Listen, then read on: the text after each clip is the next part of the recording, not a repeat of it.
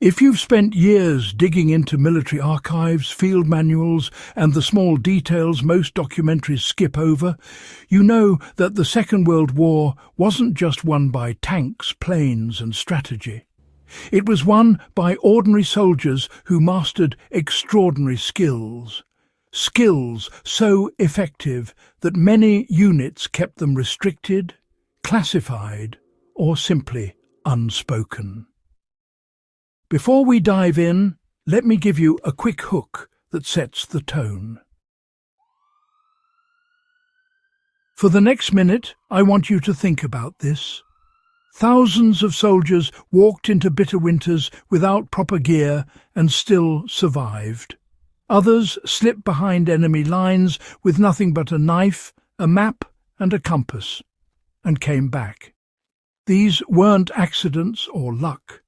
These were hard-earned methods, refined under fire, passed quietly from veteran to recruit, never written in textbooks and rarely talked about openly. These survival tricks didn't just help soldiers stay alive. They shaped modern survival training and remain relevant for anyone serious about preparedness or historical accuracy. So let's get straight into the 8 WWII survival tricks. So powerful, soldiers were ordered to keep quiet about them. The first trick was knowing how to read the battlefield through sound alone, a skill intelligence units treated as sensitive information. Long before modern sensors, soldiers used sound ranging to determine enemy distance, equipment type, and even unit size. Veterans knew the difference between a Panzer III transmission whine and the deeper rumble of a Tiger. Foot patrols learned to distinguish the cadence of German boots on gravel versus Soviet rubber-soled footwear.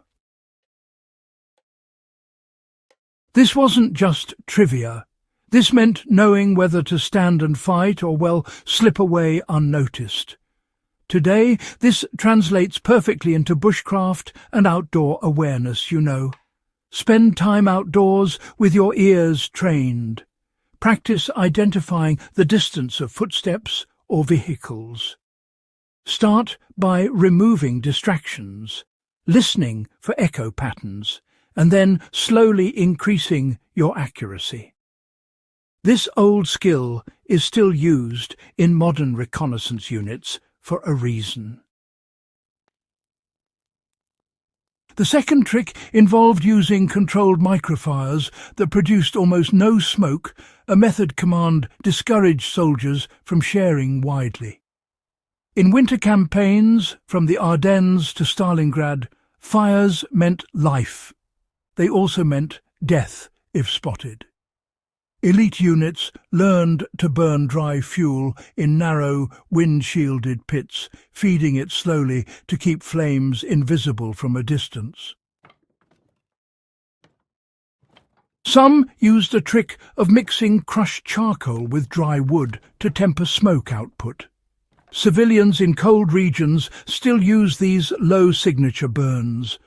If you're camping or in a survival setting today, you can take a small metal can, puncture a few air holes low on the sides, pack it with dry twigs, and ignite only what you need.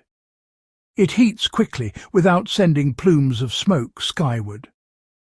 This was a guarded trick, because any soldier who used it incorrectly jeopardized the entire unit. The third trick was knowing how to keep feet warm without extra socks, a method infantrymen kept among themselves. Cold injuries wrecked whole divisions. Supplies ran thin and socks wore out fast. Veterans learned to remove their socks, dry them under their shirts during marches, and line their boots with grass or shredded cloth for insulation. The key was cycling moisture, not adding more layers. Today, long-distance hikers and Arctic researchers still emphasize moisture cycling. If you ever face cold weather unprepared, remember, dry feet survive, Wet feet die. Keep a rotation system, even if all you have are newspapers or plant fibres. The fourth trick was mastering edible plant identification beyond what field manuals taught. Official paperwork listed a handful of safe plants, but frontline soldiers expanded that knowledge out of necessity. In the Pacific, troops learned from locals to eat young fern shoots and certain palm hearts while avoiding similar species that caused vomiting or paralysis. You know, these skills weren't formally taught because, well, eating unknown plants could cause mass casualties if misused. For modern survivalists, the lesson is simple enough. Master your local ecosystem. Don't rely on those generic identification charts. Instead, study your terrain, just like those WWII soldiers did when manuals failed them. The fifth trick involved silent field communication, using nothing but hand pressure. Before radios were common, scouts used small squeezes on the arm or wrist to quietly convey direction, halt, danger, or regroup. This was classified, you see, because captors could easily exploit known signals. The method still works beautifully today for anyone hiking or moving in teams. Just practice a few key signals with your group. 1, squeeze to halt, 2, to move forward, and 3, to retreat. It's quiet, reliable, and, well, unaffected by distance as long as you maintain physical contact. The sixth trick was the use of improvised water filters made from uniform materials.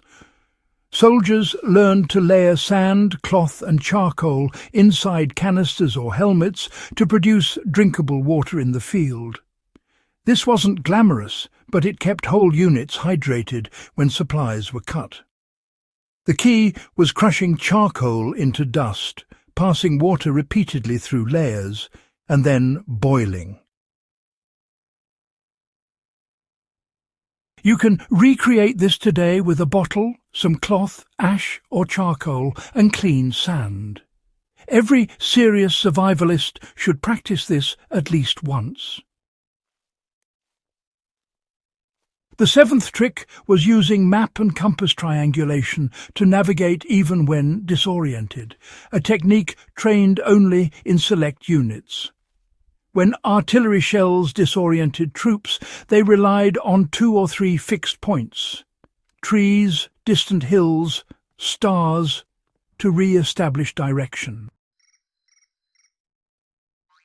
So, today, if your phone dies, or, your GPS just gives up on you, this skill will honestly save your skin.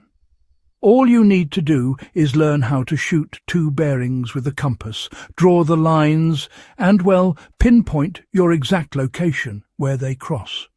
It's simple, really, accurate too, and, best of all, absolutely timeless.